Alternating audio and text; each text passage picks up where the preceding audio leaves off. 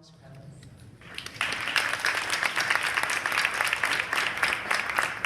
to Kelly's left is Ms. Sherry Crawley, who's the founder and CEO of Pretty Brown Girl. We actually met at our meeting, the inaugural Caucus of Black Women and Girls in April. She came up to us and said, "I'm here and I want to do whatever you're doing when you're in the district," so we got back in touch with you. And then to her left is Ms. Lakeisha Gray-Sewell, who's the founder and executive director of Girls Like Me. Unfortunately, has brought some girls like her to join us today because we have quite a few youth in the audience. And to pull all of this together is another amazing lady I had a chance to meet and hang out with, Ms. Sharita Morrison, who's the founder of Demoiselles de Femme.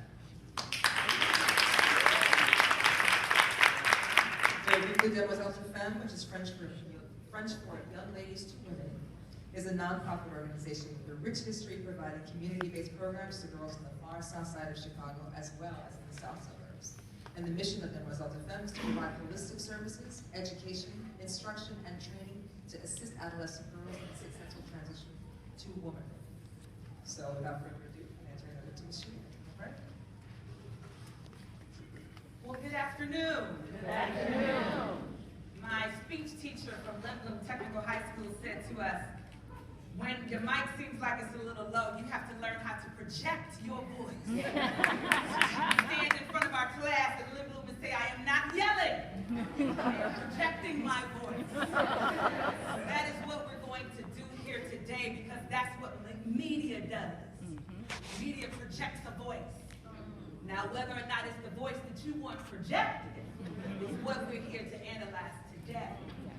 And I want to start with this quote that says, "The media is the most powerful entity on earth.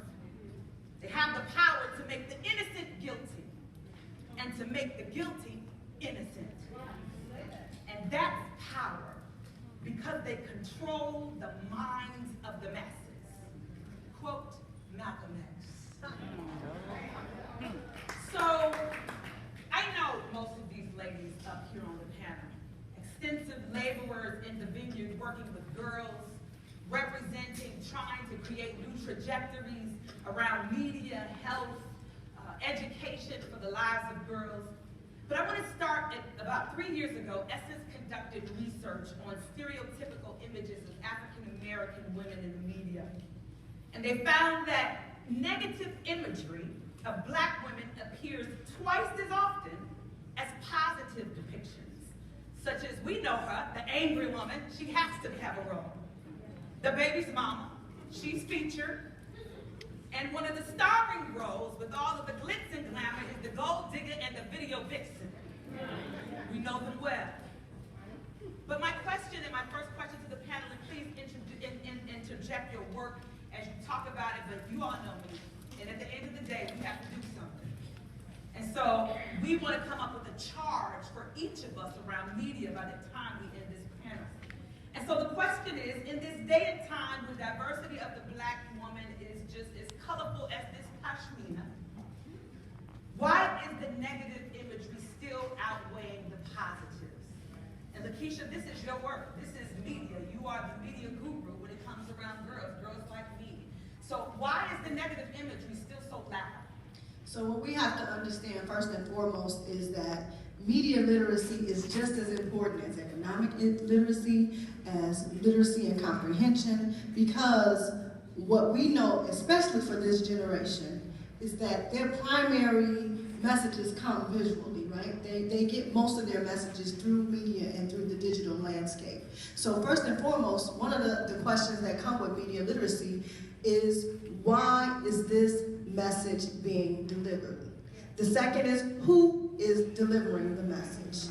The third is, what is the target audience, right? So all these questions come into play. So when we go back to who is creating these messages, there's your answer. It keeps those who are in power to keep us oppressed, to keep us believing that we're less than, to keep us in an inferiority complex so that they can go about doing the business that they do. That's why they can go about the business of having our girls suspended at higher rates for things that their counterparts do and get no suspension, no expulsion, no parent conferences, because we put in the mindset of all those in power that black girls deserve to be treated as all those four stereotypes that you have, that there's no other potential. And so it helps to build up the corporations, it helps to build up, because we have to understand, most of the media outlets are connected to prison systems. Their leadership, their owners, their board of directors also own and control prison population.